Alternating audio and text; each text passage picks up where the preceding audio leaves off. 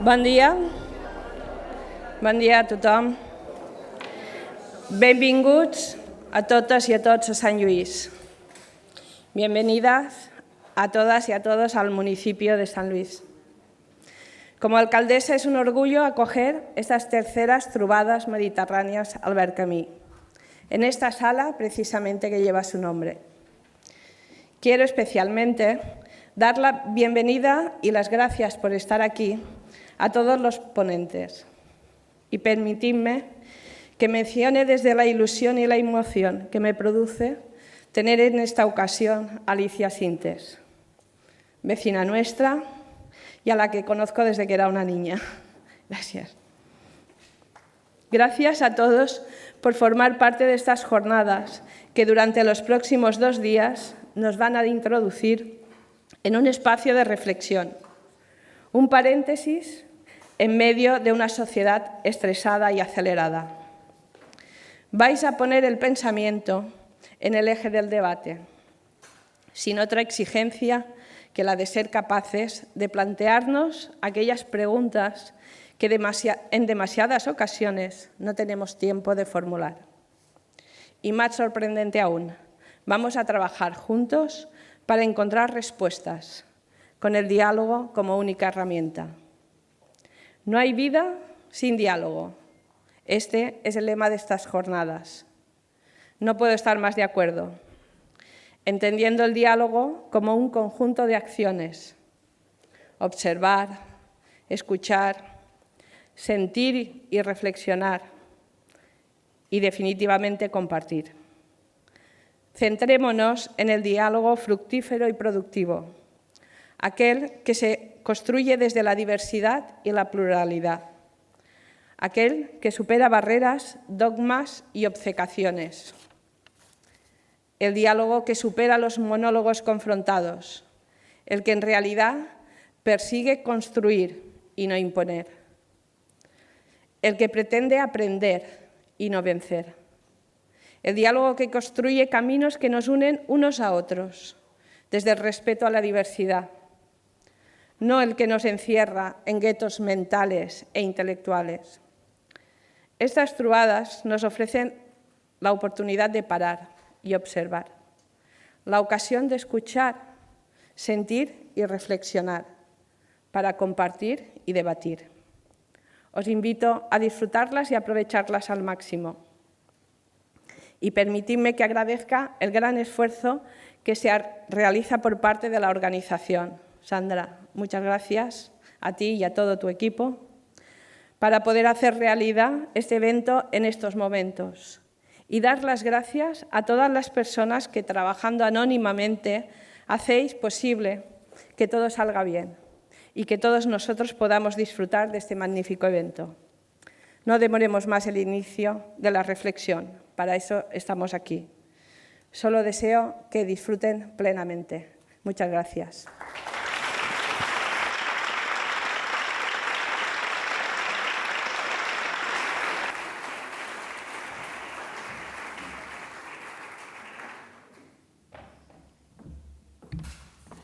Bueno, muy buenos días a todas y a todos. Muchísimas gracias por estar con nosotros y acompañarnos un año más en estas trobadas mediterráneas Albert Camus de San Luis. Muchísimas gracias, Carol, y a todo tu equipo y, por supuesto, a todos los que hacen posible este proyecto, pero muchísimas gracias sobre todo a vosotros, público, por ser fiel a esta cita anual de reflexión crítica centrada en el Mediterráneo, pero también para ser esa plataforma de las voces actuales.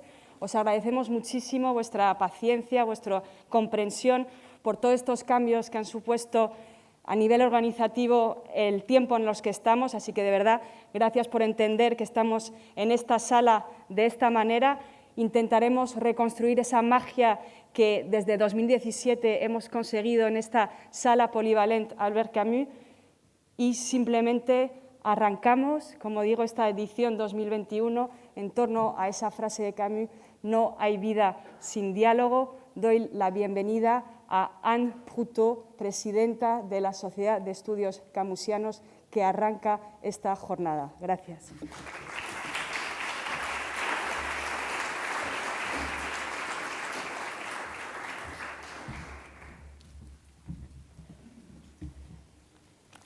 Bonjour. Je vais mettre ma petite alarme pour être... Je suis très très heureuse d'être ici. Ce n'est pas la première fois que je viens à Minorque et je voudrais déjà remercier les Trobadès de cet accueil si chaleureux, si humain, et de dire combien la Société des études camusiennes, là, que je représente, eh bien, est fière de soutenir un tel événement. Un événement tellement sincère et qui tente avec beaucoup de créativité de rendre la parole, l'œuvre de Camus vivante. Ça, c'est une première chose.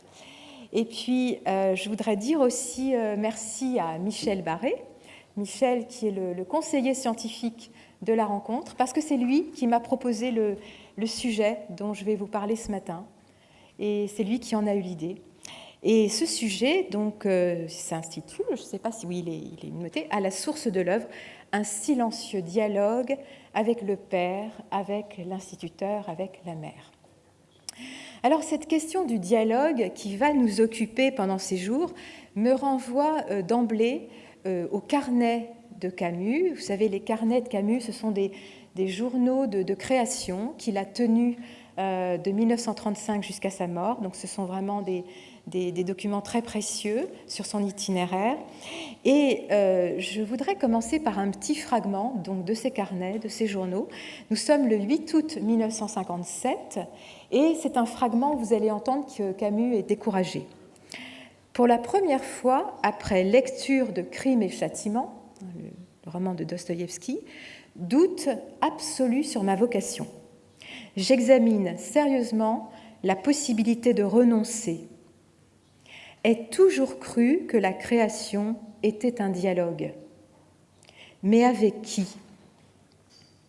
Notre société littéraire, dont le principe est la méchanceté médiocre, où l'offense tient lieu de méthode critique ? La société tout court ? Un peuple qui ne nous lit pas ? Une classe bourgeoise qui, dans l'année, lit la presse et 2 livres à la mode ? En réalité, le créateur aujourd'hui ne peut être qu'un prophète solitaire. Suis-je ce créateur ? Je l'ai cru. Alors vous entendez que la raison même de ce passage à vide, bon, ça lui arrive régulièrement à Camus de douter, comme à nous tous. C'est pas d'abord un découragement par rapport à ses propres possibilités, par rapport à ses propres ressources.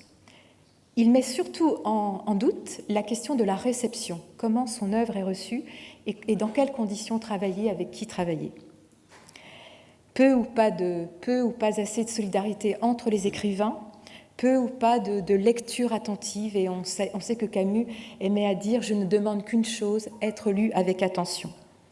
Donc s'il semble profondément déçu de cette relation dans l'échange avec ses contemporains, en tout cas à ce moment-là, peut-on imaginer qu'il n'a cessé d'entretenir un dialogue silencieux avec ce que l'on pourrait appeler, bien sûr, ces figures fondamentales de l'enfance, le père, la mère, l'instituteur. Et cette idée, bien sûr, elle est plus qu'envisageable, car de toute façon, que l'on soit artiste ou pas, la part de l'enfance, évidemment, joue toujours un certain rôle dans nos destinées. Et cependant, le terme dialogue pose question ici, dans le sens où le dialogue suppose 2 interlocuteurs. Et en fait, vous savez, le père de Camus est mort depuis longtemps, et il est mort alors que le jeune Albert Camus n'avait qu'1 an. Donc, dialogue avec cette personne qui est morte depuis longtemps et que Camus n'a pas connue. Il a été donc fauché à la bataille de la Marne en 1914. Dialogue avec la mère de Camus, dont on sait qu'elle était à moitié sourde, qu'elle avait un langage peu développé, qu'elle avait toujours été limitée dans l'échange. Donc, quel peut être un tel dialogue ? Et enfin, le 3e, l'instituteur, on verra, sorte de père de substitution, effectivement, sera davantage un interlocuteur de Camus, mais quand même épisodiquement. Alors, derrière ce mot dialogue, qu'est-ce qu'il faut entendre ici, dans ce contexte ? Alors, peut-être un lien, peut-être une attention vive à ces personnes de l'enfance, ou alors on pourrait dire aussi un dialogue qui serait une forme de loyauté envers ces figures qui vont, on va le voir, marquer à jamais l'imaginaire de l'artiste et qui vont représenter une source à laquelle il sera toujours possible de puiser. Et comme par hasard, c'est dans la dernière œuvre de Camus, Le Premier Homme, on pourrait dire l'œuvre de la maturité artistique, maturité humaine aussi, que la présence de ces trois figures éclate au grand jour. Le Premier Homme, donc je vous rappelle, c'est un texte que Camus était en train d'écrire au moment de sa mort en 1960, et donc grâce à sa fille Catherine, il est paru en 1994. Donc le Premier Homme, c'est un texte inachevé, c'est-à-dire qu'une partie en est écrite, on ne sait pas si elle serait restée en l'état, probablement pas. On sait que c'est un roman qui aurait été au moins 3 fois plus important, mais je vais quand même parler de ce texte magnifique, dont beaucoup disent que même si c'était une ébauche, c'est une ébauche prodigieuse. Et comme c'est un roman d'inspiration autobiographique, on sait qu'on est au plus près aussi de l'enfance de Camus, même si Camus a choisi la forme romanesque et il crée en fait une sorte de double qui s'appelle Jacques Cormery.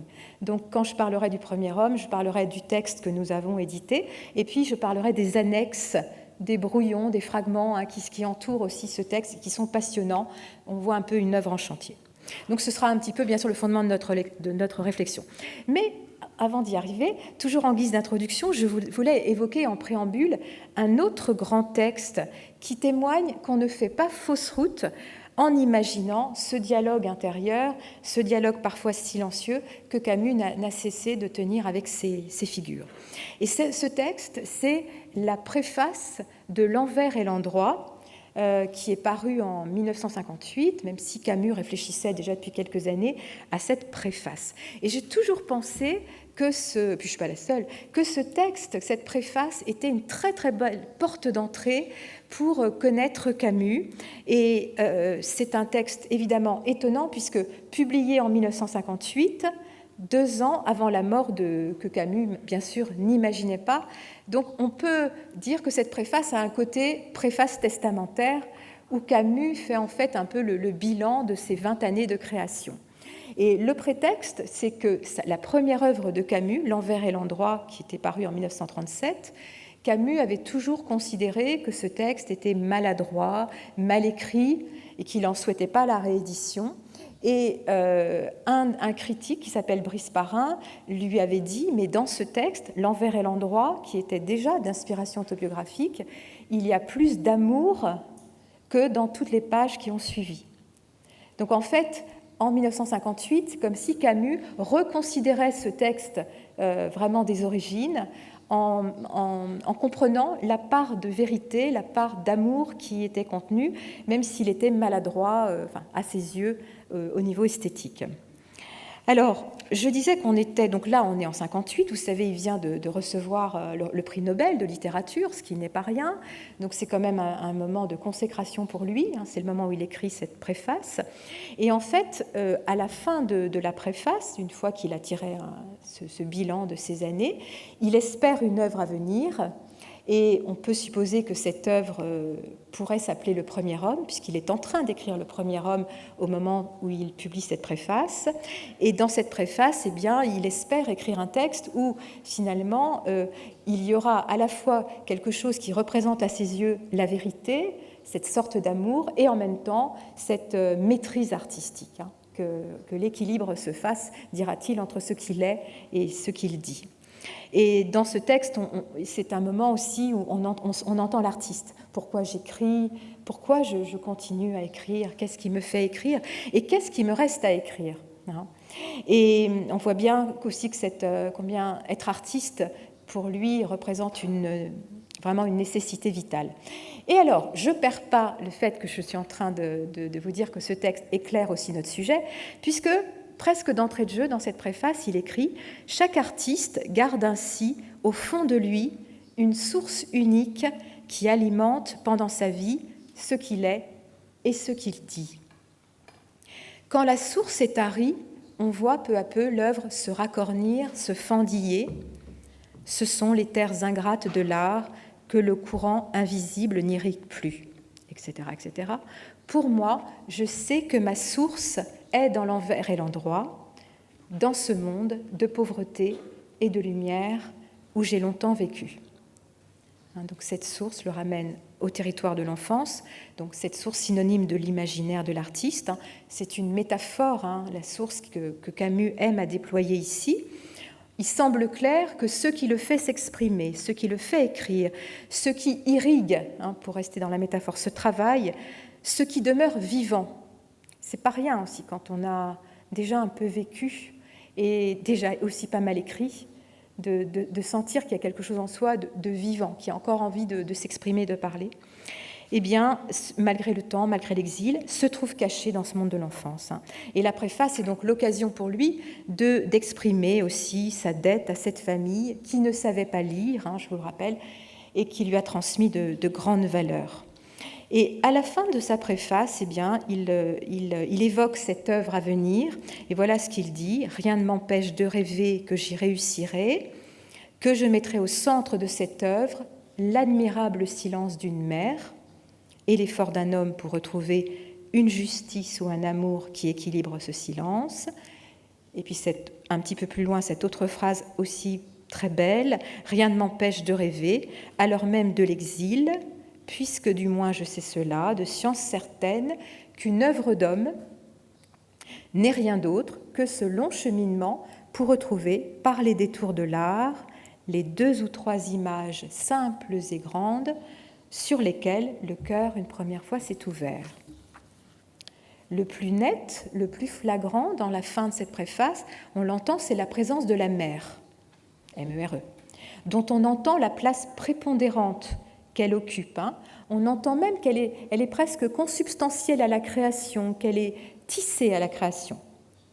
On terminera d'ailleurs par la mère, je propose, par cette mère mythifiée, je pense, qui occupe effectivement une place centrale.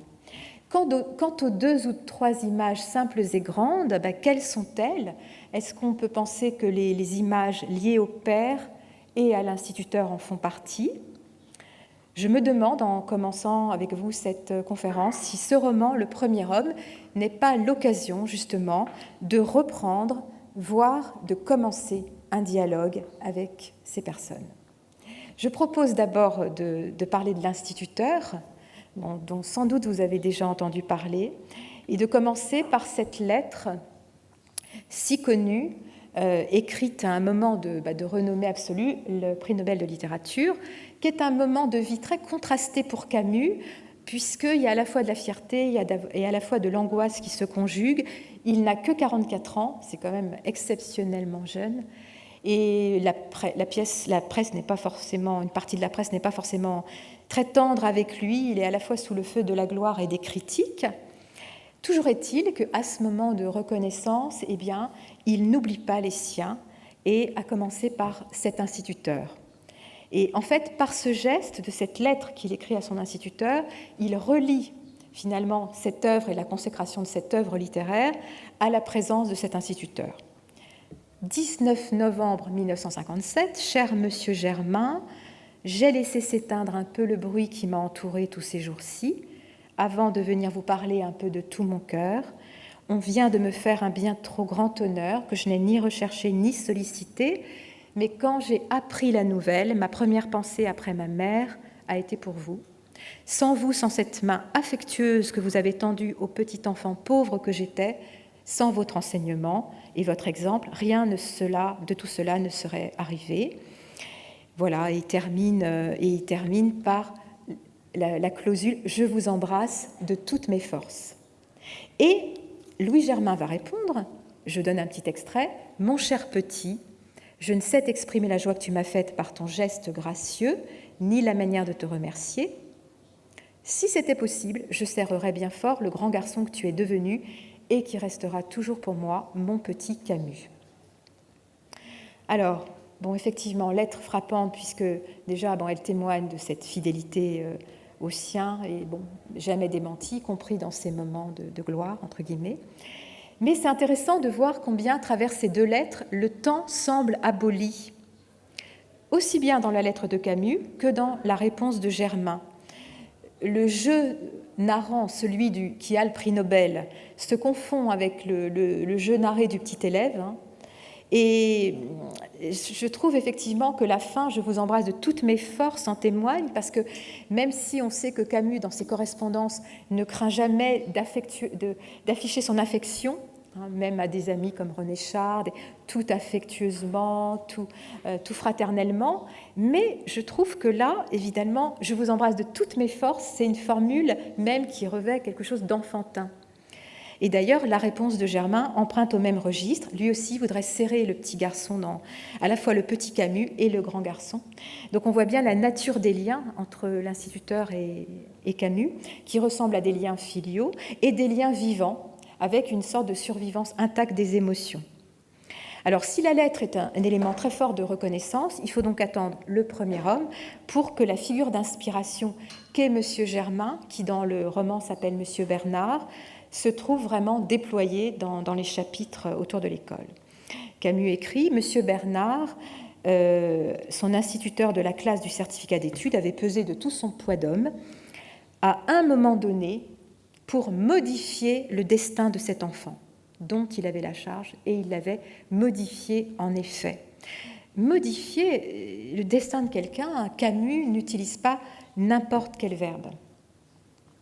Tous, effectivement, enfin tous, je pense ici, on pourrait témoigner de la répercussion dans notre vie. On en parlait encore au petit déjeuner ce matin, d'une parole, d'un encouragement, d'une reconnaissance. Hein.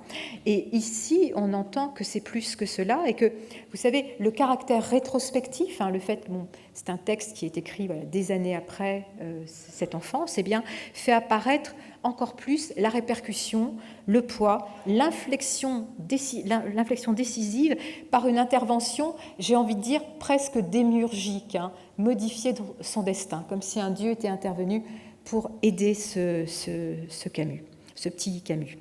Cet homme, donc, il va prendre soin cet homme, M. Germain, il ne s'occupe pas d'ailleurs que d'Albert Camus, il s'occupe de tous des nombreux orphelins de cette Première Guerre mondiale, et il leur offre d'abord une relation personnelle. Leur maître, écrit Camus, ne se vouait pas seulement à leur apprendre ce qu'il était payé pour leur enseigner, il les accueillait avec simplicité dans sa vie personnelle. Donc plus qu'un métier, Louis Germain, il exerce son travail comme une véritable vocation. C'est lui qui va convaincre la mère et la grand-mère de Camus de le laisser poursuivre ses études, ce qui n'était pas du tout évident, puisqu'il devait donc entrer en apprentissage, enfin rapporter de l'argent à la maison. Et là aussi, la scène, il faut relire tout ça, mais il a beaucoup de délicatesse, aussi d'intelligence des relations, et il arrive à obtenir leur consentement. Et c'est très important, donner des cours du soir, à Albert Camus. Donc, parmi tous les aspects qui ont une incidence sur l'œuvre de Camus, je retiendrai d'abord la porte d'entrée sur le monde que constitue l'école, dont on sait la pauvreté très matérielle et culturelle du milieu. Alors, il écrit par exemple « Les manuels étaient toujours ceux qui étaient en usage dans la métropole », écrit Camus, et ces enfants nés en Algérie, qui ne connaissaient, c'est moi qui rajoute nés en Algérie, que le sirocco, la poussière, les averses prodigieuses et brèves, le sable des plages et la mer en flammes sous le soleil, lisaient avec application des récits pour eux mythiques où les enfants à bonnet et cache-nez de laine, les pieds chaussés de sabots, rentraient chez eux dans le froid glacé. Et Jacques écrit, pour Jacques, ces récits étaient l'exotisme même. Donc l'école républicaine, un lieu d'exotisme, un espace qui ouvre les imaginaires et aussi qui lui donne ce goût des histoires, qui transporte l'enfant dans un ailleurs différent. C'est très important, ouvrir l'espace quand on sait toutes les métaphores qui sont présentes dans le premier homme et qui soulignent justement que les pauvres sont enfermés. L'île de la pauvreté, la forteresse sans pont-levis, quand Camus parle de ce milieu familial d'enfance. Donc on mesure là aussi ce que les cours ont permis comme accession à une autre vie, à un autre décor, et viennent nourrir en lui ce qu'il appelle la fin de la découverte. Et bien entendu, je termine peut-être par le plus essentiel, il joue ce rôle de père de substitution. Je cite Camus, « Celui-là, peut-on lire, n'avait pas connu son père, mais il lui en parlait souvent sous une forme un peu mythologique, et dans tous les cas, à un moment précis, il avait su remplacer son père. » Et cela se passe justement par la médiation, par les histoires. Et un moment très fort du premier homme, c'est les fois où Monsieur Germain, dans une sorte, mais vraiment d'intuition géniale, lit un roman qui s'appelle Les Croix de bois de Dorgelès, un roman sur la Première Guerre mondiale, un roman qui a d'ailleurs failli avoir le Goncourt, c'est Proust qui va l'obtenir cette année-là. Et il va lire à des gamins de 10 ans un vrai roman de haute tenue littéraire, leur faisant revivre des scènes de guerre que leur père avait pu vivre et dont beaucoup n'étaient pas revenus.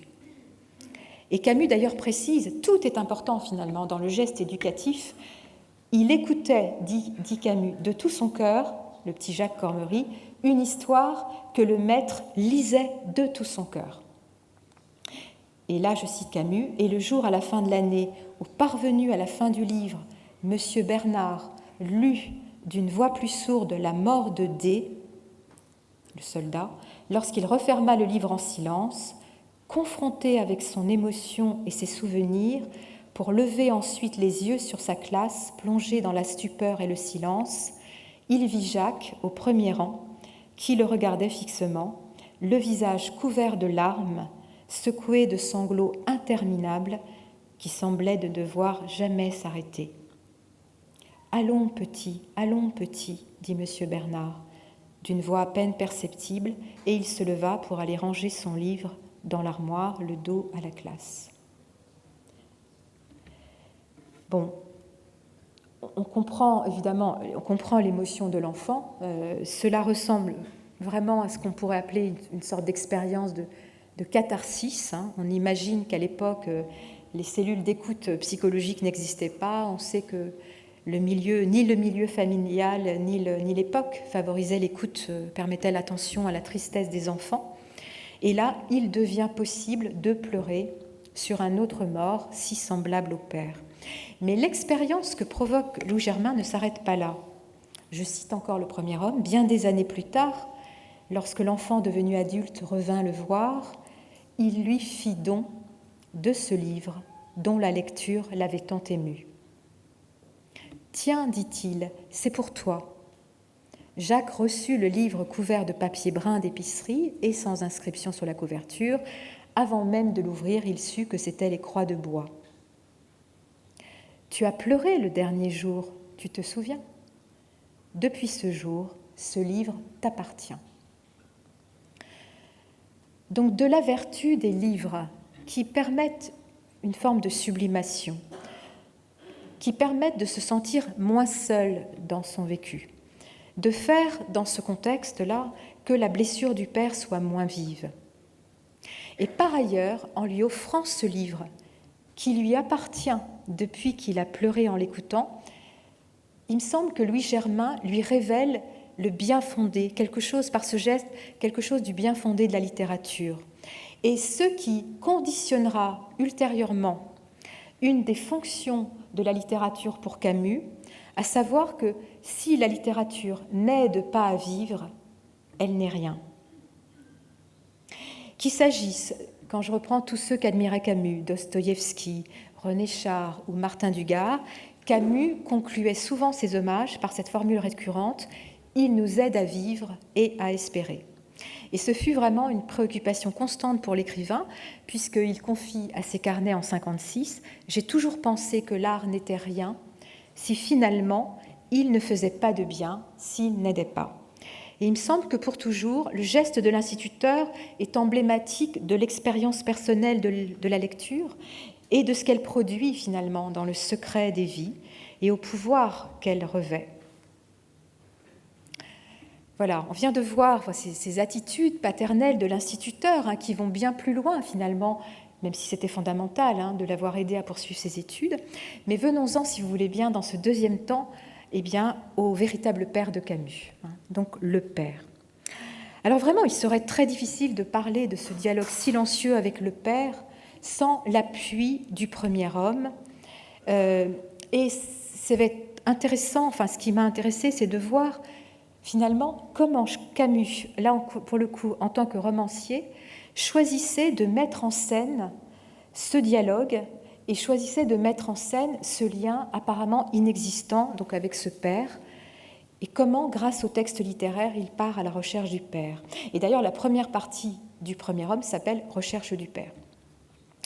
Alors en fait, c'est bien devant la tombe du Père que le héros du premier homme, sorte de double d'Albert Camus, se sent proche comme jamais de celui qu'il a laissé orphelin à l'âge de 1 an. Et en fait, cette scène, qu'on pourrait dire quand même inaugurale, intervient au début du roman. Alors, presque au début. Le roman commence avec la naissance du narrateur, puis dans un deuxième chapitre qui est immédiatement corrélé avec celui de la naissance, enfin Camus a choisi ainsi, eh bien, grâce à l'ellipse 40 ans plus tard, on est avec le narrateur qui arrive à Saint-Brieuc et qui va se rendre pour la première fois sur la tombe de son père. Donc je trouve intéressant en tout cas que le narrateur fasse le lien entre la scène de naissance, qui est assez grandiose déjà, et cette scène du cimetière, juste liée, peut-être parce que c'est aussi peut-être une seconde naissance aussi pour Camus. Alors, dans les annexes, dans les brouillons, il y avait même une note qui imaginait de commencer par la tombe. Bon, vous savez bien, le premier homme est inachevé, donc on peut parler en termes de supposition, mais on sait que cette première partie, elle a été pensée, retravaillée. Alors, Camus va choisir donc d'écrire ce moment, on va dire cette forme de rencontre avec le Père, comme une scène apocalyptique. Alors, apocalyptique au sens étymologique du terme, c'est-à-dire révélation, qui passe par un peu l'expérience d'un désastre. Il va mettre en scène un personnage, le fils, qui passerait finalement d'une image abstraite du père, d'une souffrance abstraite, à une émotion vivante et douloureuse. La tombe, ce lieu qui abrite les restes de son père, va lui permettre de commencer un chemin, peut-être de commencer un dialogue, et assurément de commencer d'ailleurs ce livre. Mais avant d'y arriver, à cette scène sur la tombe, Camus va dresser tout un horizon d'attente qui commence d'abord par la rencontre avec le gardien, qui l'aide à retrouver l'endroit exact de la tombe.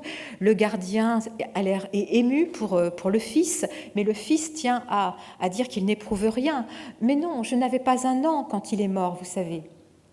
D'ailleurs, il écrit, Camus, il ne pouvait pas s'inventer une piété qu'il n'avait pas. C'est comme si le roman tentait à dire que jusqu'à cette date, il n'y avait pas eu vraiment de dialogue avec le père. Et d'ailleurs, c'est sur l'injonction de la mère qu'il se rend au cimetière, c'est pour lui faire plaisir à elle. Il trouvait, écrit Camus, que cette visite n'avait aucun sens. Donc c'est comme si tous les signes du texte, vous voyez, tendaient à composer ou à recomposer l'image d'un homme indifférent, et c'est pour ça que la surprise devant la tombe va en être d'autant plus forte. Là, le narrateur éprouve que si sous la dalle ne résident que des cendres et de la poussière, son père lui semble, je cite, de nouveau vivant.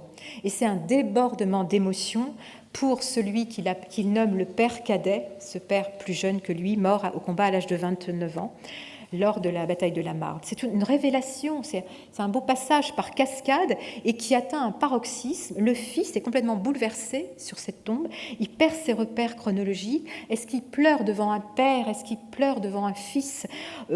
Est-ce qu'il pleure devant l'injustice de tant de vies fauchées par la guerre? Les générations se confondent. Et on a des images de métaphores minérales, comme une statue qui s'écroulerait, d'une carapace qui se romprait. Et Camus écrit, après tout, il n'était pas trop tard. Il pouvait encore chercher à savoir qui était cet homme qui lui semblait plus proche maintenant qu'aucun être au monde. Voilà, et le livre va mettre en route ce travail. Dans les annexes, Camus note qu'en près de la tombe, il sent le temps se disloquer. Ce nouvel ordre du temps est celui du livre. On voit bien là aussi ce qui se passe par la grâce de la littérature. Camus a dû attendre donc ce dernier ouvrage pour mettre en scène, on va dire, la recherche du Père dans une forme de requiem, on pourrait dire. Et ce qui l'émeut, c'est que jusqu'à présent, il n'avait jamais pensé à cet homme comme à un être vivant, mais comme à un inconnu. Et en fait, plusieurs fragments témoignent finalement de cette mission que le Fils va se donner par rapport au Père. J'en cite un. Ils ont passé inconnus sur cette terre, mais mon rôle à moi est que par mon livre, l'ombre reste encore après leur passage sur cette terre. Donc à partir de quelques traces, il n'a pas grand-chose, Camus va tenter de ressusciter et donner un destin à celui, le père, qui n'avait connu que l'anonymat et que l'échec. La mère, qui a la mémoire enténébrée, citation aussi, se souvient de si peu de choses. Dans la cuisine, d'ailleurs c'est assez morbide, il y a l'éclat d'obus qui a atteint son père, qui est là dans une boîte de biscuits, quelques lettres, mais elle ne se rappelle pas, elle dit au fils, mais il avait de la tête comme toi, enfin sous-entendu, il était intelligent comme toi. Et ce qu'il apprend, je ne vais pas m'appesantir, même si c'est fondamental, il apprend juste 2 anecdotes de la vie de son père. Je les rappelle brièvement. Son père se rend à l'assassinat d'un meurtrier Pirette qui avait commis un ouvrier agricole, a commis un crime atroce. Tout le monde, quelque part, pensait que cette mort, cette exécution était méritée. Et quand le père de Camus se rend à cette exécution, il en revient bouleversé et il vomit. Et donc Camus se servira de cette anecdote quand il écrira Réflexions sur la guillotine, quand il est contre la peine de mort, quand la justice fait vomir l'honnête homme, est-ce que c'est vraiment une justice? Donc vous voyez, cette anecdote aura vraiment une répercussion. Et l'autre aussi, connu, son père pendant la guerre au Maroc, qui voit un soldat émasculé et qui dit « Un homme, ça ne fait pas ça, un homme, ça s'empêche ». Donc 2 anecdotes qui représentent une sorte de modeste héritage et qui aura un retentissement très fort dans sa vie d'homme, de tout refus de la peine de mort, rejet de la violence, enfin, je dirais presque les fondements de son humanisme, c'est pas rien. Mais je n'en dirai pas plus ici sur l'héritage idéologique fondamental reçu de manière oblique par son père. Je voudrais plutôt mettre en valeur les répercussions sur un autre plan, sur l'orientation de l'œuvre, sur la raison même d'écrire. Car en effet, vous l'avez entendu, aux yeux de Camus, il n'est pas possible qu'une vie humaine soit oubliée. Il n'est pas possible que ce mort inconnu de Saint-Brieuc reste dans l'ombre. Donc il s'agit de témoigner par le récit littéraire du passage de la vie d'un homme dans ce monde. Qu'une vie humaine est sacrée, quelle qu'elle soit, quelle qu'en ait été sa simplicité. Et donc le roman va tisser une histoire, va redonner un sens, une unité, une visibilité à un destin qui était menacé par l'anéantisation. Camus se lance dans une forme de grande entreprise de sauvetage, je le cite, « arracher cette famille au destin des pauvres qui était de disparaître de l'histoire sans laisser de traces ». Donc l'entreprise romanesque est comme un grand combat contre l'absurde dont le destin du père pourrait être une représentation, et ça renvoie vraiment à des chapitres de l'homme révolté, un chapitre qui s'appelle « Révolte et art », et notamment de tout ce que Camus développe sur la fonction de l'art et de la création corrigée. Et Étienne Barillier commente ce que serait cette création corrigée faite par le roman. Il entend par là que la fiction romanesque ou l'effort de l'art ne consiste pas à rendre le monde plus beau, mais à placer notre monde tel qu'il est sous le signe de la beauté. Il ne s'agit pas de corriger les créatures, mais de projeter la lumière du style sur l'imperfection du réel.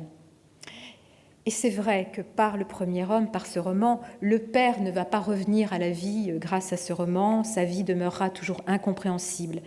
Mais le roman de sa vie, et j'utilise encore des termes de Camus dans le chapitre Révolte et art, ajoute quelque chose qui va transfigurer ce réel. C'est-à-dire que le roman va permettre aux personnages justement d'aller au bout de leur destin, de parachever quelque chose qui serait resté dispersé dans la vie réelle, et aussi d'être inscrit dans une forme de pérennité. Le roman permet, d'une certaine manière, j'entends, de rester vivant. C'est une sorte de victoire provisoire sur la mort que permet le texte littéraire. C'est comme ça d'ailleurs que le père nous est connu aujourd'hui, par ce roman. Donc ce dialogue avec le père, outre la répercussion intime, familiale et éthique, a peut-être participé aussi de cette réflexion camusienne sur le sens même de l'art comme une forme de révolte. Dernière et non des moindres figures de l'enfance, celle de la mère. Alors là, on a presque envie de se déchausser parce qu'on sent bien que c'est un territoire sacré.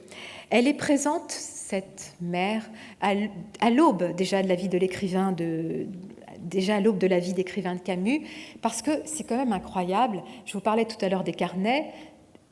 Les carnets commencent Camus à 22 ans. C'est quand même jeune. Et il commence de manière très solennelle. Il va dire ce que je veux dire. Enfin, Camus savez, il avait déjà conscience du poids de sa responsabilité en tant que futur écrivain. Et il va dire, dès les premières pages des carnets, à 22 ans, il fait allusion à la mer. Et il dit que la mer constitue toute sa sensibilité. Donc ça procure déjà un indice pour la compréhension de l'œuvre. Donc d'entrée de jeu, il reconnaît qu'elle est au cœur de sa démarche. Et il évoque aussi toujours dans cette première page des carnets à 22 ans la nostalgie d'une pauvreté perdue. Et il compare d'ailleurs le monde des pauvres à une île dans la société, l'image qu'il déploie dans son dernier texte, Le Premier Homme. Donc on sent que des fidélités fondamentales, des intentions cachées, de cet engagement radical dans la création, tout est dit dans une forme de lucidité presque prémonitoire. Et donc on retrouve cette mère dans Le Premier Homme et à la première page du Premier Homme, puisqu'elle est dédicataire de l'œuvre, à toi qui ne pourras jamais lire ce livre. Le roman commence sous cette forme, sous cette aporie, sous cette tension irrésolue, sous le sceau de cette impuissance. Donc là aussi, la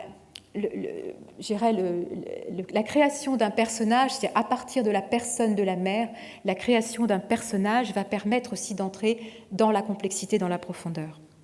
Et ce qui est assez intéressant, c'est que d'un côté, on voit que le roman est fidèle au réel, c'est-à-dire que sous nos yeux se dévoile cette femme humble, enfermée dans son silence, sans désir, soumise au jour, pourvue d'un langage limité, marquée par un handicap de la surdité, aimant son fils mais étant impuissante à le montrer.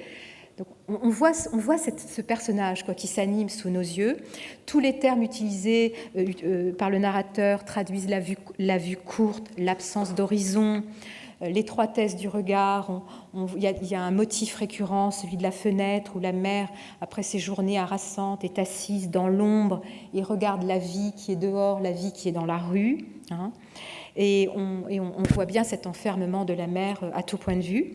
Donc d'un côté, on a une forme de reconstitution qui semble au plus proche, et de l'autre, il y a ce petit quelque chose dont je parlais tout à l'heure qui permet une forme de transfiguration du réel. C'est-à-dire que l'adulte qui écrit va réévaluer cette femme à l'aune de sa vie. Et ce qu'il montre, vous voyez, comme dans une forme de superposition subtile que permet le roman, c'est que derrière l'apparent échec de cette femme, cette femme incarne une forme de résistance. Elle a tenu, elle a duré, elle n'a pas baissé les bras. Plusieurs mentions parlent par exemple de sa beauté, de son élégance, malgré la pauvreté. On sent que dans ce roman, avec les possibilités qui étaient les siennes, elle a tenu bon, elle n'a pas sombré dans la violence, elle n'a pas abandonné les siens. Et même ce silence qui était si inquiétant aux yeux de l'enfant est réévalué par le narrateur dans Le Premier Homme. Donc je le cite, ça c'est dans les annexes, lui parlant sans cesse et incapable de trouver à travers des milliers de mots ce qu'elle pouvait dire à travers un seul de ces silences. Donc le silence fait peur, et on le voit dans Le Premier Homme que le silence fait peur, et en même temps, le mutisme même, il est vu là comme la plus grande des éloquences. C'est comme si Camus faisait de cette personne une héroïne. Et cette héroïsation de la mère est encore plus manifeste dans les annexes. Il y a beaucoup d'injonctions à la connotation lyrique et sacrée qui mettent même la mère sur un piédestal. J'en cite un.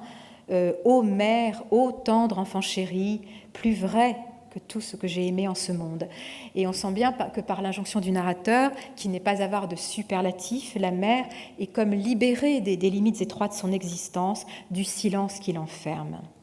Toujours dans les annexes du Premier Homme, il y a des allusions à la religion qui peuvent même surprendre, puisqu'on sait que Camus est agnostique. Il va dire « sa mère est le Christ », ou encore « maman » comme un Muishkin ignorant, Muishkin, le nom du héros de l'idiot Dostoïevski, elle ne connaît pas la vie du Christ, sinon sur la croix, et qui pourtant en est le plus près. Donc le personnage de la mère, dans sa vie dure et humble, semble proche d'un Christ souffrant, et cette mère mythifiée représente en fait, devient la représentation du pauvre, devient la représentation de l'humilié, et on sait que dans la tradition évangélique, le pauvre est le préféré de Dieu.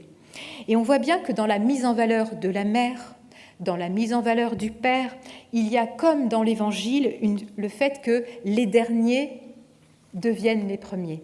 Les derniers sont les premiers. Camus, d'ailleurs, avait écrit « Ils étaient et sont plus grands que moi ». Donc une sorte de renversement des valeurs habituelles s'opère, et l'œuvre littéraire de Camus, on sait bien à quel point elle se fera l'écho et d'un souci constant des silencieux, de ce qu'il appellera les muets, des humiliés, dont la mère, on comprend bien, est l'emblème et le point de départ. Et on comprend mieux, en terminant là, pourquoi dans la préface de L'Envers et l'Endroit, il dit qu'il aimerait placer au centre l'admirable silence d'une mère, qui là devient admirable, tout ce qu'il et l'effort d'un homme pour retrouver une justice ou un amour qui équilibre ce silence. Voilà, le texte littéraire qui vient là pour équilibrer. C'est un beau verbe. C'est pas, on ne peut pas nier ce qui s'est passé, mais on peut tenter d'équilibrer par cette beauté. Alors, je conclus. Donc, il semble clair, effectivement, que ces figures de l'enfance, j'espère que maintenant il vous semble clair, que ces figures de l'enfance, à des degrés différents, jouent un rôle dans l'origine de l'œuvre et dans la continuité de l'œuvre. Elles représentent véritablement une source qui ne s'est jamais tarie, et même une source qui déborde au moment où Camus écrit Le Premier Homme.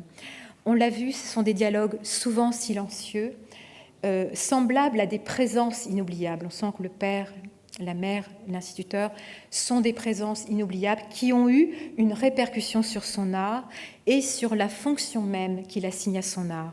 Ces 2 ou 3 images simples et grandes sur lesquelles le cœur une première fois s'est ouvert et qu'on retrouve par les détours de l'art sont tout sauf une nostalgie stérile. Ce n'est pas un retour au passé ou un retour au même. Il s'agit d'un retour au passé, mais d'un passé, on pourrait dire, recomposé, d'un passé recomposé, recomposé par le passage du temps, recomposé par le mûrissement de l'artiste et recomposé par la mise en image. C'est un retour aux figures de l'origine, mais pour retrouver la ferveur de l'origine et pour aller de l'avant. Le dialogue véritable, dans le fond, il suppose évolution, mouvement, recomposition, si on est vraiment dans le dialogue et dans l'écoute de l'autre. Et je pense que par son travail littéraire, Camus a fait de ces sujets si intimes, si singuliers, des figures universelles qui, à leur tour, rejoignent des lecteurs sur un écran plus vaste où chacun d'entre nous peut reconnaître ses propres fidélités et ses propres dialogues intérieurs. Et Camus a su faire de ces figures de l'enfance, non pas des espaces de repliement frileux ou spéculaires, mais plutôt une occasion d'entrer en relation avec d'autres et en manifestant vraiment que la création est un dialogue. Je vous remercie.